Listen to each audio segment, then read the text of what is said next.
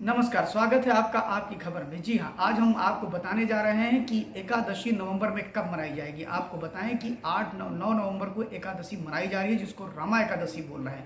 एकादशी के क्या फ़ायदे हैं, आपको बताएं कि वर्ष में हर माह में लगभग 2 बार एकादशी आती है। एक कृष्ण पक्ष की एकादशी और एक दूसरी होती है जो कि हम शुक्ल पक्ष की एकादशी बोलते हैं। फिलहाल आज जो रमा एकादशी है उसका एक बड़ा महत्व है, जिसको लेकर के एक कथा भी प्रचलित है। वह कथा हम आपके सामने प्रस्तुत कर रहे हैं। आपको बताएं कि बहुत वर्ष पहले महाभारत काल में युधिष्ठिर ने जब भगवान श्री कृष्ण से पूछा कि इस एकादशी का क्या लाभ है, रमा एकादशी, जिसको कुछ लोग उत्पन्ना एकादशी भी कहते हैं। आपको बताएं इस एकादशी के दिन एक कथा प्रचलित है, जिसमें कहा गया कि मुचकुंद नामक एक राजा थे, जिनकी एक बेटी थी जिसका नाम था चंद्रभागा। उसका विवाह शोभन नाम के एक व्यक्ति से हुआ था। वो भी एक राजा का पुत्र था।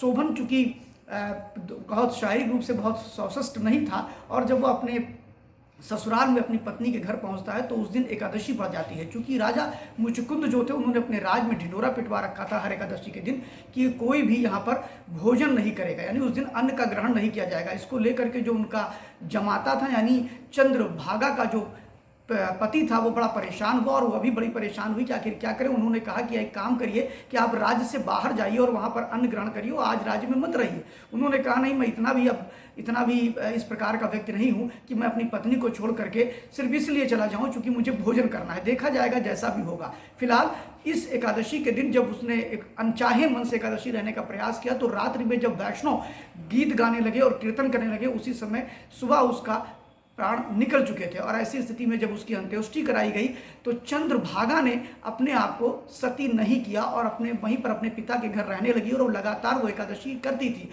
कुछ दिन बाद देखा क्या गया कि जो शोभन था, शोभन का जन्म हुआ, और शोभन मंदराचल पर्वत पर एक ऐसे साम्राज्य का राजा बना जहां ना उसके कोई शत्रु थे और इंद्र जैसी उसकी शोभा विराजमान थी। वहीं पर जो मुचकुंद का जो नगर था, यानी कि चंद्रभागा के राज्य से जब एक ब्राह्मण सोमचंद शर्मा वहां पहुंचता है, तो वह देखता है कि वहां पर वो जो मंदराचल पर्वत पर जो शोभन है वो बड़े ही ठाठ बाट और हाव भाव से रह रहा है। उसने उसको पहचान लिया और कहा ये तो चंद्रभागा का पति है। चंद्रभागा ने भी उसको पहचाना और पूछा कि मेरी पत्नी कैसी है। उन्होंने कहा वो बहुत अच्छी है। तो उन्होंने कहा कि ये बताइए, ये मेरा वैभव तो है लेकिन ये स्थिर नहीं, इसको स्थिर कैसे करे, क्योंकि मैं अनचाहे मन से एकादशी का व्रत रहा, इसलिए भगवान ने मुझे इतना कुछ दिया, तो ये स्थिरता कैसे लाई जाए। तो उन्होंने कहा अगर तुम्हारी पत्नी यहाँ पर आ जाएगी, तुम्हारे साथ रहने लगेगी, तो तुम्हारे इस यश, वैभव और संपन्नता में स्थिरता आ जाएगी। उन्होंने यह बात जाकर के चंद्रभागा को बताया, और चंद्रभागा भी अपने पति को देखने के लिए बिल्कुल व्याकुल हो उठी, और वो मंदराचल पर्वत पर पहुंची और उसने अपने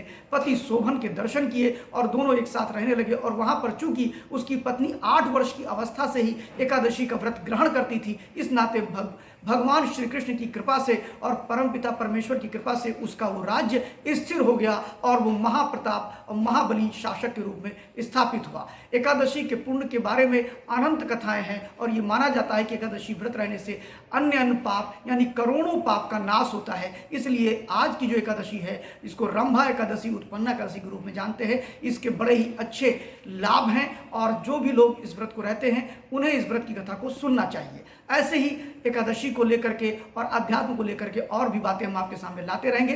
देखते रहिए आपकी खबर। धन्यवाद।